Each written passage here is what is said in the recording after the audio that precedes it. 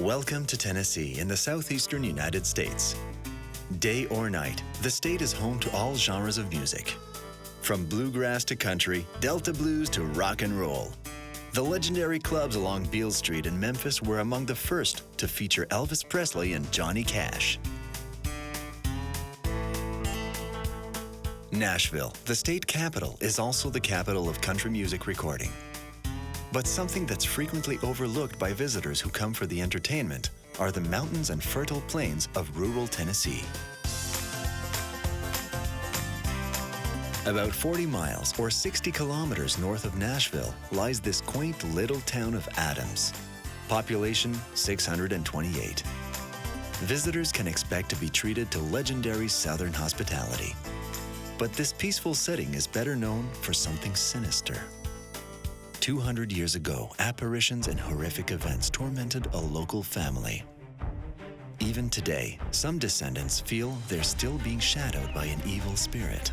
Beginning 196 years ago, Bells were tormented by what they called a spirit, the neighbors called a witch, some people called a demon. In the legend, John Bell was poisoned by the spirit who calls herself Kate. Many things have been seen inside the local caves. Folks believe that spirits, orbs, even ghosts sometimes can be heard talking. I have friends who have gone out there. They can feel the presence of the witch. And when I went downstairs, I saw a ghost behind the stove.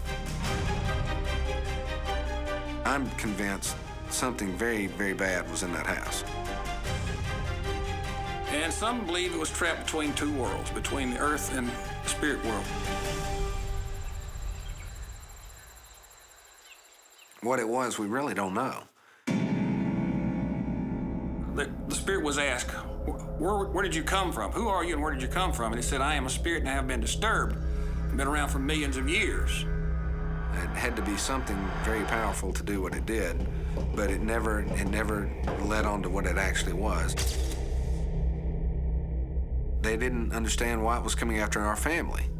And when it was asked about why it was coming after the Bell family, or after John, the spirit said he just needs killing. People in the area continue to claim to see sightings of the Bell Witch. They claim to hear her in the middle of the night. They hear the sounds of things in the house or maybe in the woods, and they will attribute that to the Bell Witch. But it's supposed to be an eternal spirit.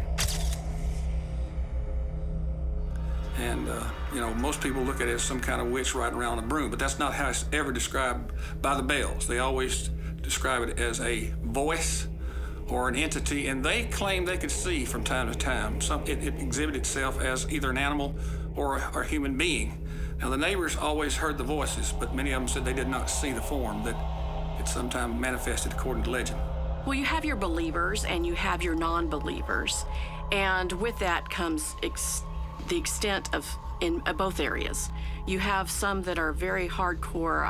I don't believe in ghosts. I will not ever admit that there's a Bell Witch. And then you have the people who really believe that she existed and that she tormented this Bell family for years and that she continues to torment people in Robertson County as they visit Adams. Supposedly one of the sons of John Bell had served with Andrew Jackson. Andrew Jackson came back and had a confrontation with this entity. Andrew Jackson had a pleasant encounter with it, but it abused people that he was with, and he was quoted as saying he'd rather face the whole of the British Army as to face the Bell Witch again. Well, now it showed up as several different things in the story. It was like a turkey, a wolf, a little girl in a swing that when Betsy tried to talk to her, she disappeared. The details of these hauntings aren't for the faint of heart. For nearly 2 centuries, the Bell Witch has fascinated and puzzled followers of the paranormal. Fear is constantly being evoked by fireside storytellers, books, a play, and even a Hollywood movie. According to history, John Bell's death was attributed to a spirit, and it's the only person I know in the history of the United States whose death was attributed to a spirit.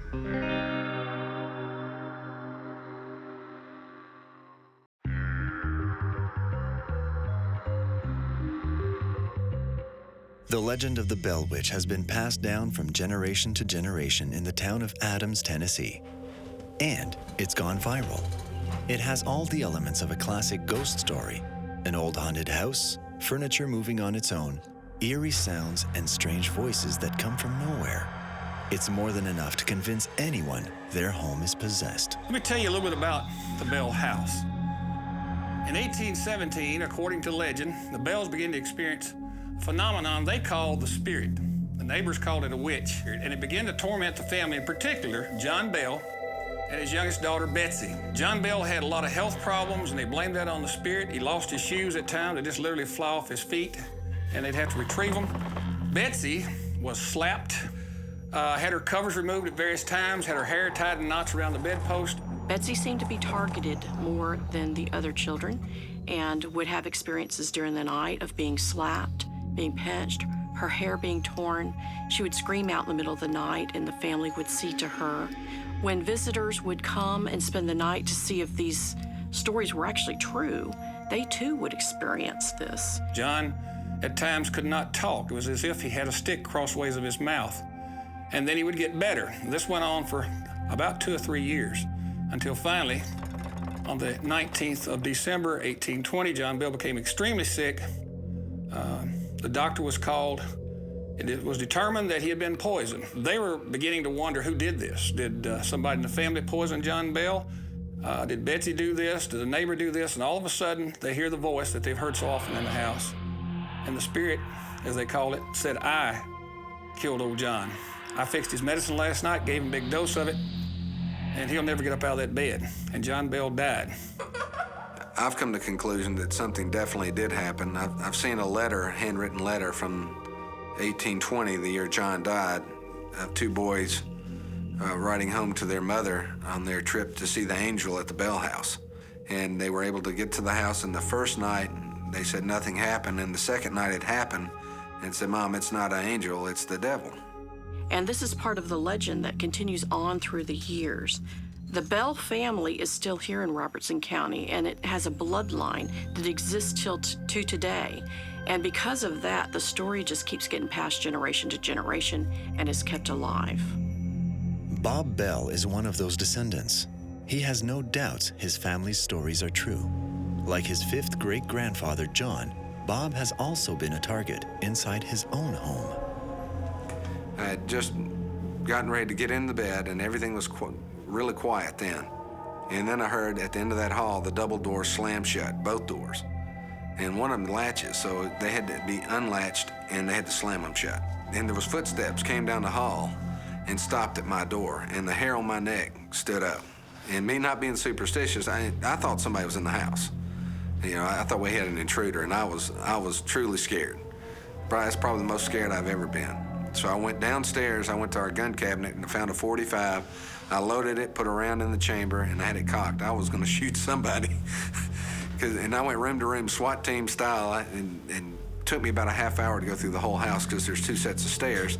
And I went back and forwards and looked everywhere in that house. There was nobody there. And I slept with the door locked, pistol by the bed, and my light on. Many people believe the Bell Witch that stalked John Bell and his family isn't just an old legend. It's still around. Other people in Adams and Robertson County also have had close encounters with the spirit. Most happen inside a network of caves, once used for cold storage by farmers in the region.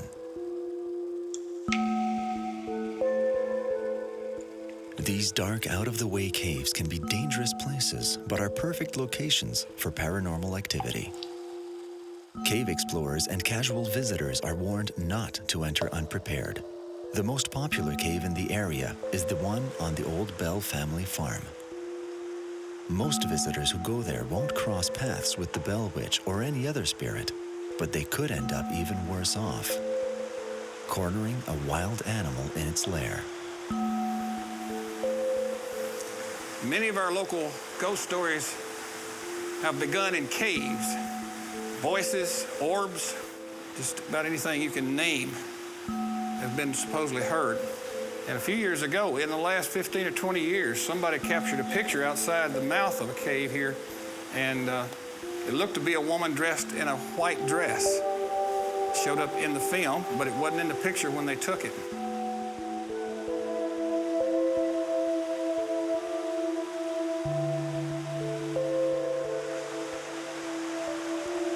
Betsy Bell and the Bell children often played in the cave that was on their farm. They claimed at times to have had something chasing them.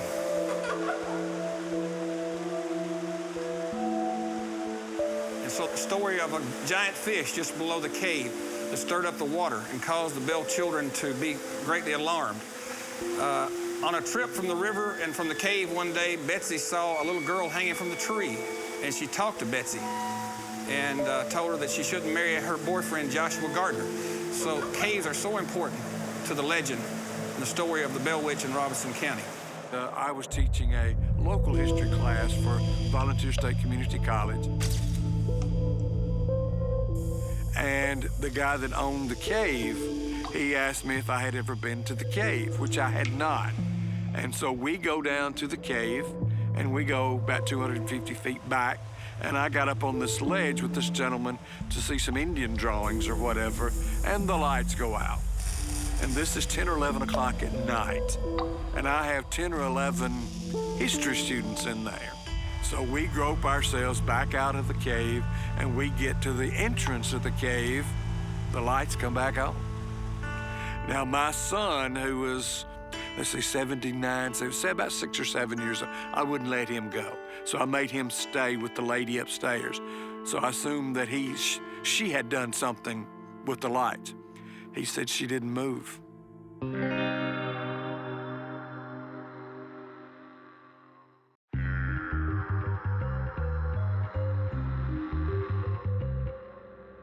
Pioneer and farmer John Bell is buried here in the Bellwood Cemetery, along with many of his descendants. The place is popular with tourists who come to find out more about the family tormented over nearly 2 centuries by the Bell Witch. But John Bell's tombstone seen here isn't original. Following an old custom at the time of his death, he would have been buried in the forest. Eventually, many of those early grave sites disappeared. I was going to try to document where people lived at the time because so much of it is destroyed. Was trying to find one person, the grave. His name was Frank Miles, and in the story, he plays a part as being a neighbor, and he and John Bell Jr. were close personal friends. I walked the countryside trying to find the gravesite.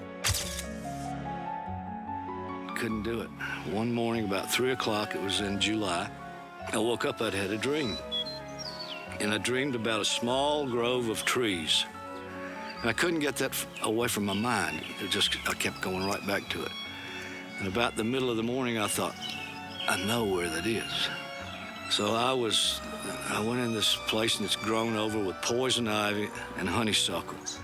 So I cut all the vegetation away and scraped the dirt off of it, and I had on a glove, and so I rubbed it off, and it said Frank R. Miles.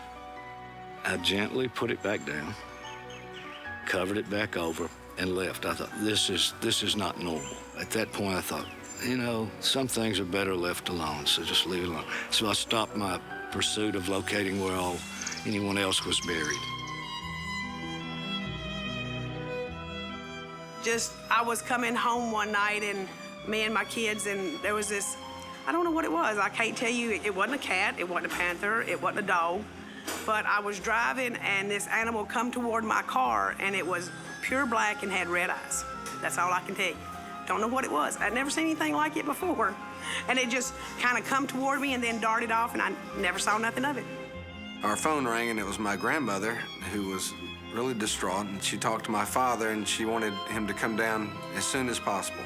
We went into the house, and I remember grandmother still holding the phone and seeing how scared she was. She said, well, I was upstairs taking a nap, and I heard this crash, this loud noise, and I came downstairs and then came into the kitchen, and I looked on the floor, and all my china was on the kitchen floor. Well, The odd part about it was there's a butler's pantry between the kitchen and the dining room that had the china cabinet built into the wall with latching doors. And the doors came open, and all the china, every single piece, came out and crashed on the floor, not in the butler's pantry, but in the kitchen. And I just remember seeing it spread just evenly, like it was just thrown out on the floor. And not one piece was broken, and it was bone china. So it was, I have no explanation of how that happened or why it happened, but it was still unexplained by anybody today.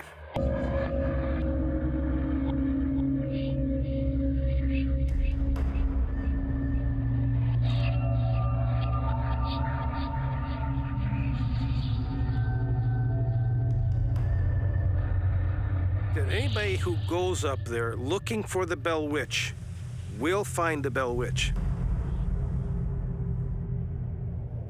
In the final chapters of Pat Fitzhugh's book, he talks about his visit out to the graveyard where some of the family had been buried, and he talks about having this feeling of a presence out there, out at the graveyard. He's not the only one. There is also some kids that had gone out there and had found the gravestone of John Bell, and they were bringing the dang-gone thing back in their car, and they had an accident out on the main road, and they died in that accident. Again, the story is it was the witch that was that went after them.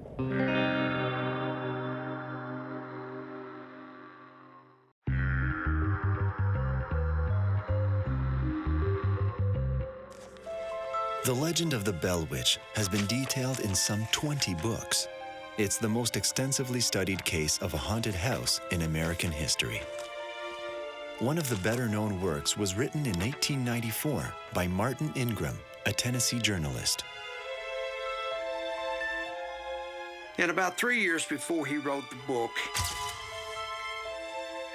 in the Nashville Banner, he did write a letter that anybody that knew anything on the subject of the Bell family or the Bell Witch to write him letters and testimonies.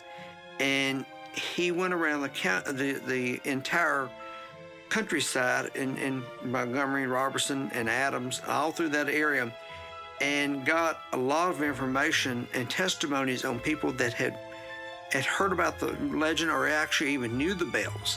The story that Ingram tells is he got a copy of the diary that was written by Richard Bell, who is Elizabeth Bell's younger brother. At the time that this event had occurred in Adams, Tennessee, Richard was about 6 to 7 years old. Richard then, 20 years later, sits down and decides he wants to write a diary. So he writes a diary, and he titled it My Family's Troubles. He gives his diary to his son. His son then, about 20 years later, brings this diary to Marvin Ingram with the stipulation that they could do nothing with the diary until all the family had died off. All the first-generation family had died off.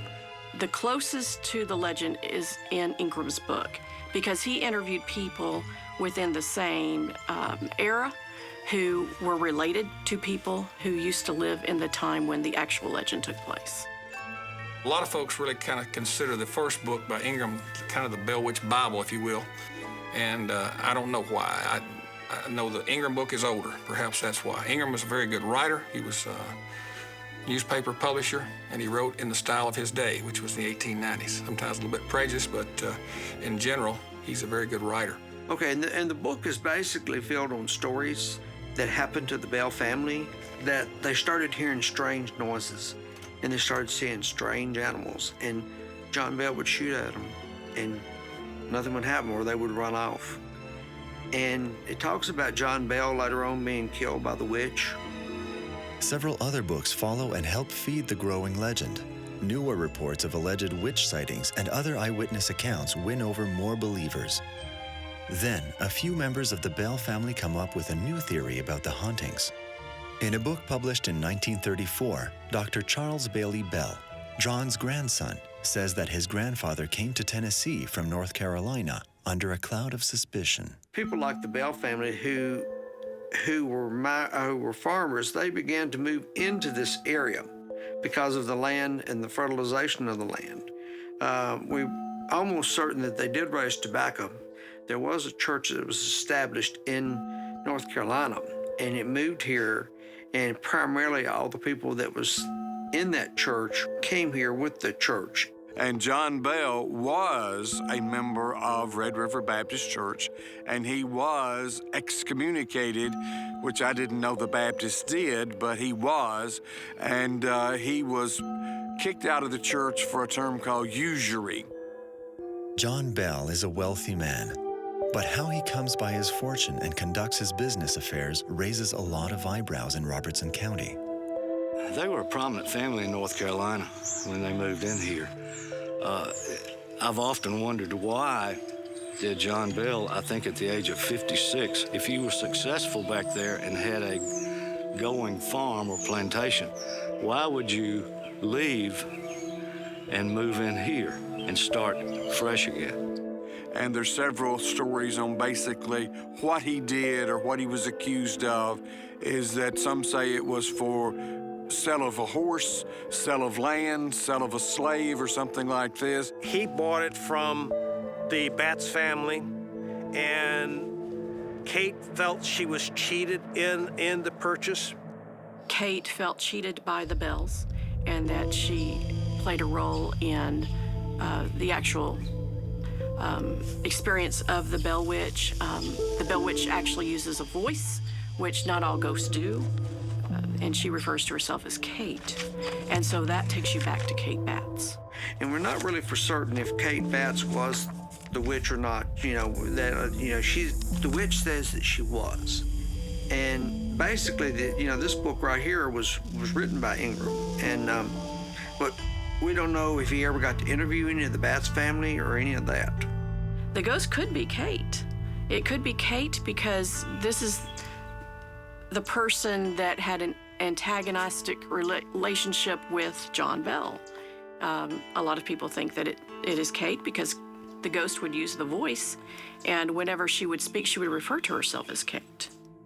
Although there is nothing to indicate that that happened. In fact, oftentimes they say that Kate Batts was the witch. The only trouble is Kate Batts was alive at the time. So it's not likely that she had anything to do with it. And the other thing I found in research is she didn't really hold a grudge anyway. It's a good question. How Kate fit into it all, since as you pointed out, she wasn't dead when these manifestations started happening. There's no evidence that she cursed him, that she felt cheated by him. That was, at best, a distant relative of hers. So I think this is just probably pretty typical for the way legends develop. Back then, I think superstition probably played a very important role, is that in the early escorts of man or escapades of man, is that if you can't explain it, it must be something we've done to upset God. So therefore, we won't do that anymore if we can find out what it was we didn't do to begin with. So therefore, this is how they explain many of the actions was through superstition.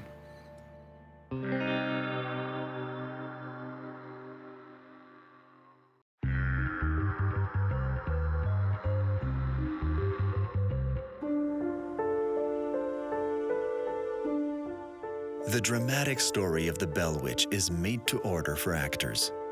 Every year in the fall, some of Tennessee's best performers come together to recount the horrific legend of the most famous haunted house in America. Thrills and chills guaranteed. And for the play, it's wonderful.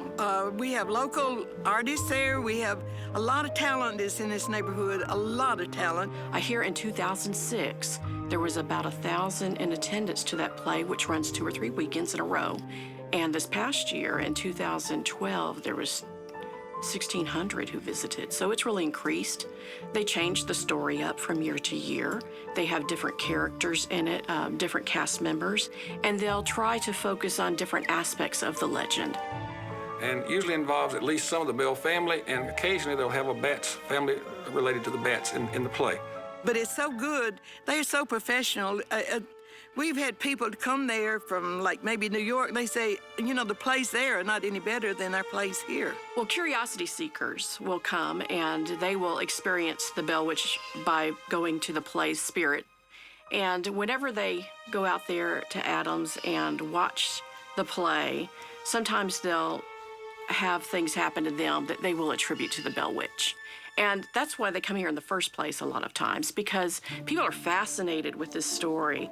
And the fact that it has gone through the years and lasted as long as it has is just fascinating to people. And when they do come and they do experience the play and then maybe visit some of the sites, they might have some things happen to them that they might think is from the paranormal. And whether it's the paranormal, who's to say? The Bell Witch legend keeps the town of Adams on the map. Recent phenomena still have people believing, and so the legend lives on. When I came, being an outsider, I was a non-believer. They're little vaporous orbs that can be seen. They couldn't see he was a person. They just could see some movement and a little light. But I've only been in the cave one time, that night that the lights went out. And there's this lady that came, and she was going to do a seance. I have no desire to go back in it. And yes, true, I am a believer. We have not seen them, but we have been told by two different people. One who was up here, who had never been here before, and said, well, I saw this little cloud going from the cemetery to the second floor of your house. And we also ran into another man who grew up on this road as a child and said he was never so scared in his life and saw the same thing. What should one make of those wispy clouds often spotted in this part of Tennessee? Fog is relatively common in the region. Great Smoky Mountains National Park is just a 5-hour drive from Adams. The park gets its name from the fog that often drifts down from the high mountains. It's home to bears and deer, but no recorded sightings of a ghost or even the Bell Witch. So why do people claim strange things are still happening in Tennessee? Like many legends and ghost stories, they tend to morph over time, especially if people have an incentive. And I'm not going to make any allegations, but there's money to be made here. Marvin Ingram started a newspaper in Springfield, Tennessee, and then moved his newspaper up to Clarksville. And the two of them ran the paper. Thomas was the reporter, and Ingram was the promoter. They had gotten into, at that time, a kind of the liars group, and the whole thing was who could tell the most fantastic story.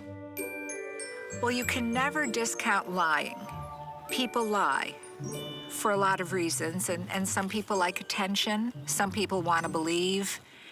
So there's always that. When Marvin Ingram wrote his book, on the back part of his book, he's got a list of all the people he talked to and interviewed for this book. You have to go back to where do we even know about the story? We know about the story from Ingram. He talked to nobody who had ever been involved directly with the Bell Witch. He talked only to people who knew people who were involved. In my opinion, it could have been nothing. In my opinion, that story could have totally been made up. He never talked with Elizabeth.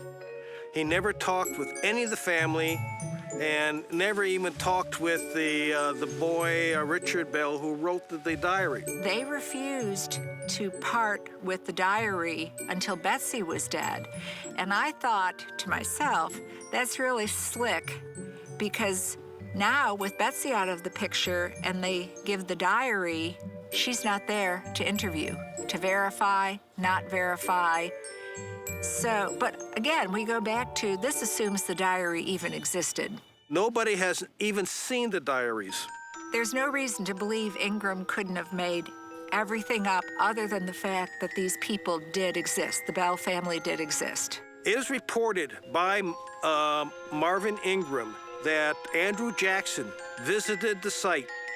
Now, Andrew Jackson visited after he had just done the New Orleans, the conquest down there, where he defeated the British in New Orleans. Well, the story about him coming into town and his wagon not moving and on, whenever that was reported to have happened, I mean, he was president. People knew where he was, and he wasn't there.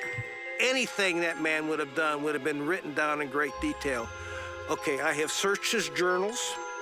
Others have searched his journals. There is absolutely no mention whatsoever in his journals of ever having been to Adams, Tennessee, not without alone having confronted the witch.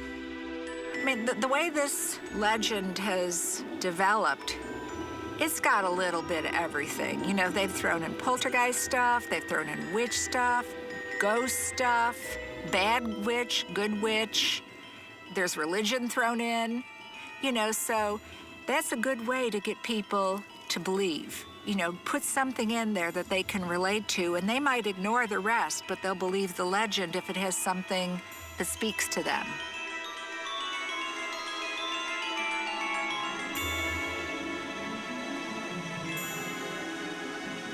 Kids all around Robertson County and Middle Tennessee hear about the Bell Witch as they grow up.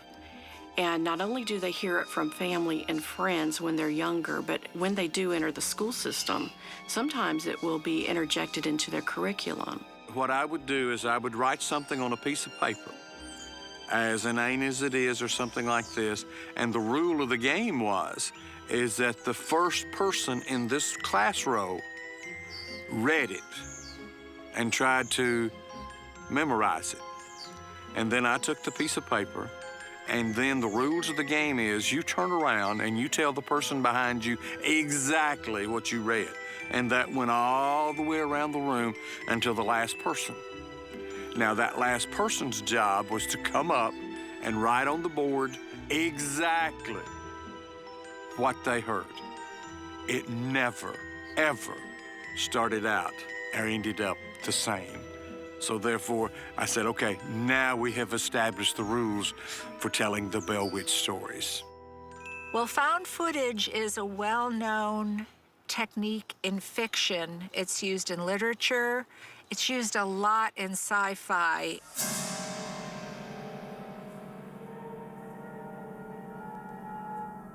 But the way things are set up is someone stumbles upon a relic, photos, diary, film, whatever, that depicts something that supposedly happened. We all know about the Blair Witch Project. They found these videos of allegedly what happened in the woods. We know the Blair Witch Project is fiction. But what we've got here is the diary is kind of the found footage. Of course, they didn't have videos back then. So we've got Ingram, who allegedly has this source that isn't even that good, but that's another topic. But unlike the Blair Witch Project, he doesn't even have the diary. Everyone has heard of a ghost, a haunted house, or a paranormal event at least once in their lives. Most of us either accept or reject the reports based on the evidence. In the case of the Bell Witch, no one can say for sure what actually happened 200 years ago near the quiet village in Tennessee, or why sightings continue to this day. A few people have theories. Bo was in the Bell Witch Cave, which sometimes it's open to the public and sometimes it isn't. And sometimes around Halloween, they used to say that they would have people to come and they'd have things happening, to excite people. So one time, Bo was there. He's a friend of the owner, and he was there taking some pictures back in the cave. And there's this lady that came, and she was going to do a seance with a couple of photographers and everything. And she saw Bo in the background, but she didn't see he was a person. She thought that was the Bell Witch coming there while they were in there. Bo stood back and laughed because he knew that he didn't want to tell them that it was just him. He didn't want to burst their bubble. One night I was staying with my grandmother. I was very young, 4 at most. And in my mind, I woke up and just felt like I had to go downstairs in the middle of the night. And when I went downstairs, I saw a ghost behind the stove. And even as a young child, I didn't think it was a ghost. It just didn't even make sense to me. I thought, well, that's the boy across the street. He snuck into the house and he's trying to scare me. So I started crying and ran up and got my grandmother, and she came down, and of course the ghost wasn't there anymore. And I remember having my head in her lap, crying, and her soothing me and telling me it was just a nightmare. And then the way I remember it, we went back upstairs and I laid in bed and I couldn't help but keep thinking about it. And I went down again and it was there again. Now, why did that happen?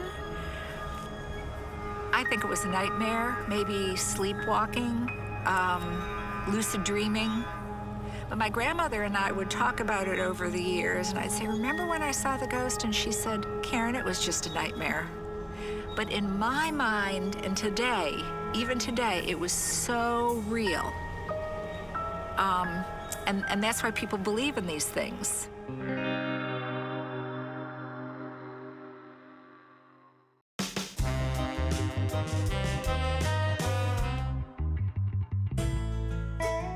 Visitors come to Adams, Tennessee from all over the world to learn about the Bell Witch. Even if they never spot an evil specter lurking in every corner of this quaint frontier town, they're bound to fall under the spell of its charm. When you come to Adams, there's a lot to see and do for a small town.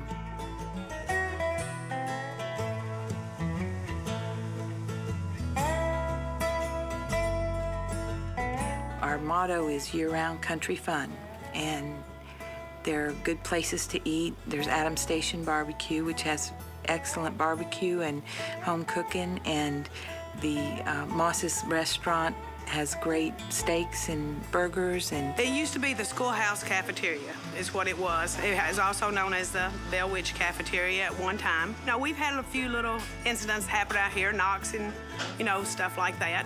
We got a little thing up there we stubbed our tickets on. It come flying across the room, and nobody was near it.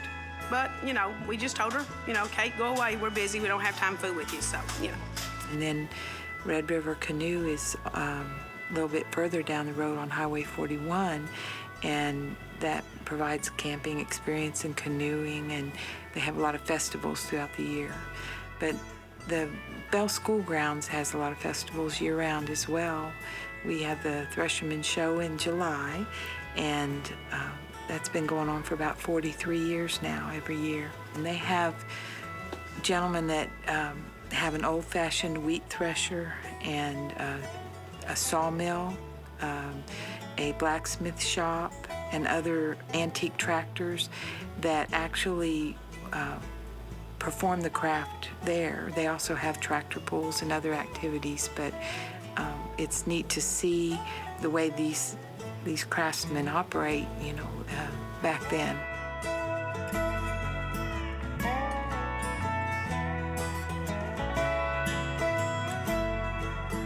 We also have the Bell Witch Bluegrass Competition in September.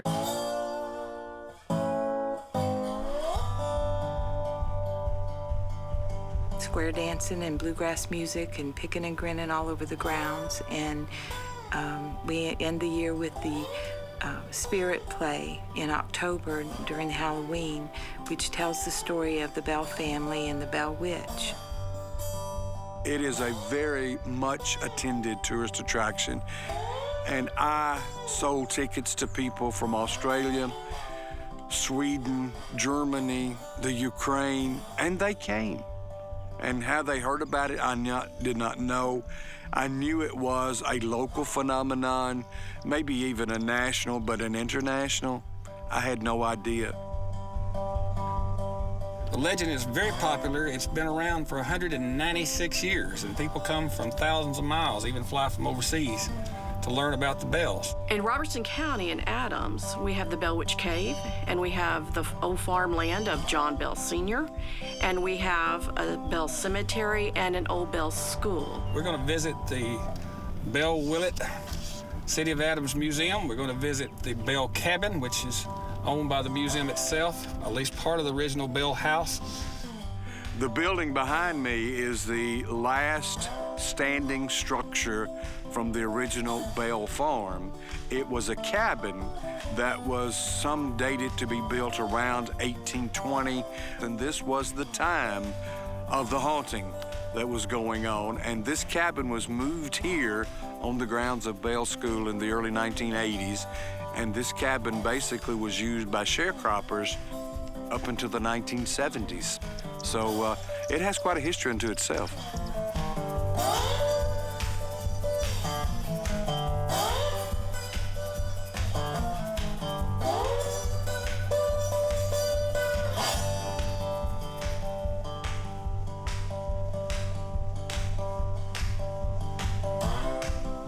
This is the place you would come to find out more about the Bell family and their spirit.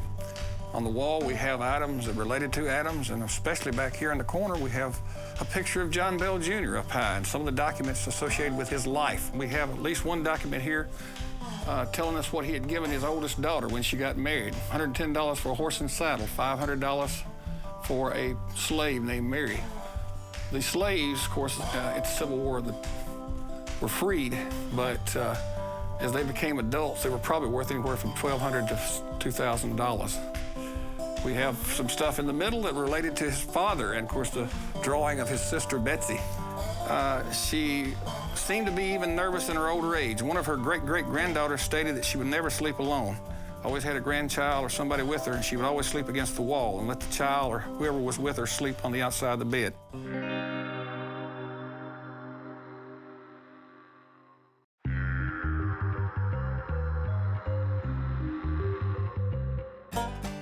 Adams, Tennessee takes its name from the local train station built in 1859. Ever since, the town has been a popular stop for anyone with a taste for adventure. Signs of its colonial past can still be found everywhere. The riches of the cotton plantations is what attracted families like John Bell's. But it's the infamous Bell Witch who continues to draw the crowds. Well, even before the movie became famous, it was the stories, the folklore stories. Anytime a folklore booklet comes out or a new production comes out, whether it's a movie or a TV show, people will flock to Adams. They'll come to Robertson County to see if they can be a part of the Bell Witch experience.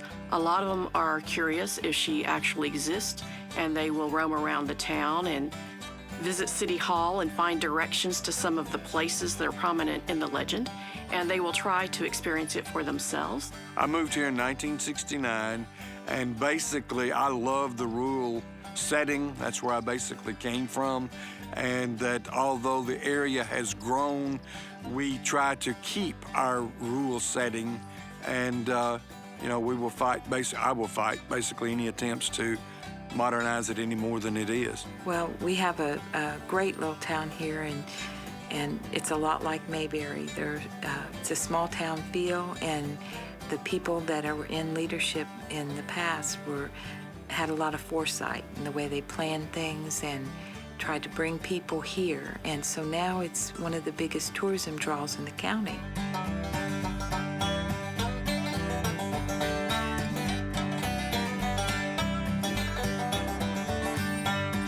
You know, I think there are things that happened. And I think it's at one time, something happened a long time ago that caused the spirit to be written. It became a legend, and it was told more and more and more. And as the legend grows, it gets bigger and better. You know, more people wants to know about it. And it's something that did happen, but of course it was so long ago we can't explain it. Weird things happen in Adams all the time, but especially during the Play and Spirit Week, the last 2 weekends of October. Come on down. You never know what you might encounter. Whenever people experience the Bell Witch and they come here, they want to be a part of it.